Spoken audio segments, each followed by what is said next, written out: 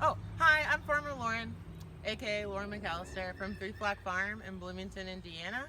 We've been farming officially for about 3 years. We are ranchers of Jacob sheep and we cultivate mushrooms.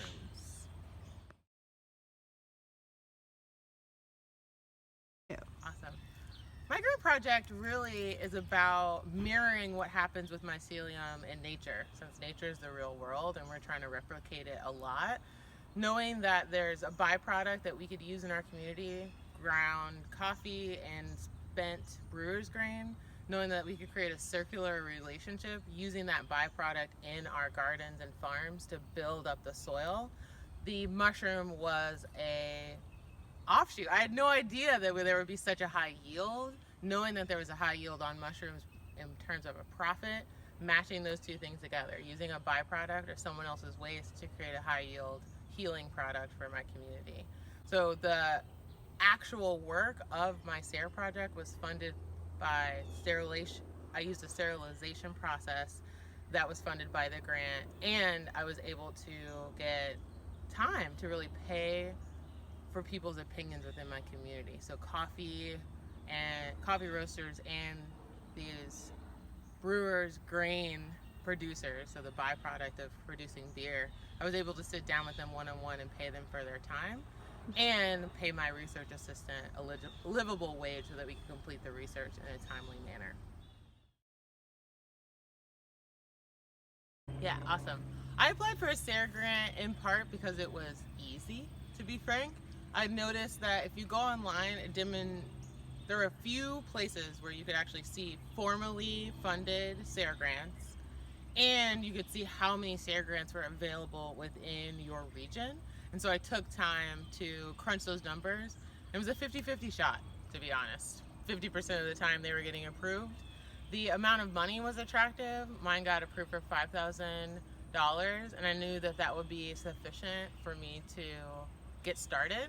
And then there's actually a program for socially disadvantaged ranchers and farmers that allow for SARE to give you some of the money up front, complete part of the reporting, and then get the rest of it.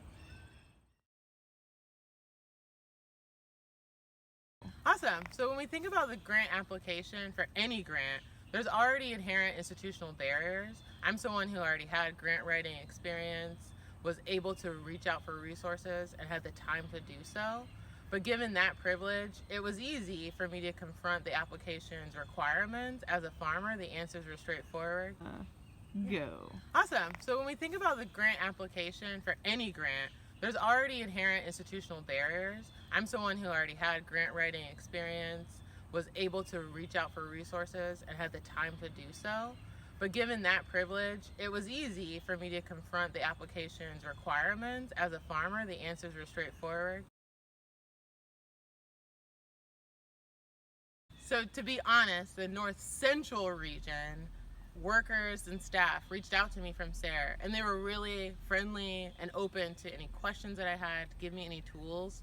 And like I said, the website was so full of information that I was able to move through the process easily. Okay, go.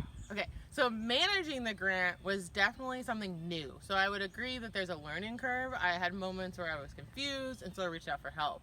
But overall, it gave me something specific to talk about in my community that my farm could do. It gave me a reason to interact with, industries that I wouldn't normally think were in farming, roasters and brewers, and build that community that mycelium is so known for. Building a network so that I not only had somewhere to get a byproduct, but also creating a relationship where I can sell my product in my community and keep my food and my money local. Ooh, that's so good. So words of wisdom for anyone considering applying to SARE: just try, do it, complete the application, ask for help, and then choose something you're really passionate about. So if you have a question, like my new SARE question is how bindweed and sweet potatoes can work together. If you have a question like that, go online to SARE and look for a manual, and if it doesn't exist, that's probably a project you should submit for. And knowing that there's such a breadth of opportunity to apply as a farmer rancher, I'd say specifically for Black and Indigenous farmers, this could be cultivating a new relationship for our community with NCRS, with Hoosier Young Farmers, with other organizations in the community that can create a larger network of equity.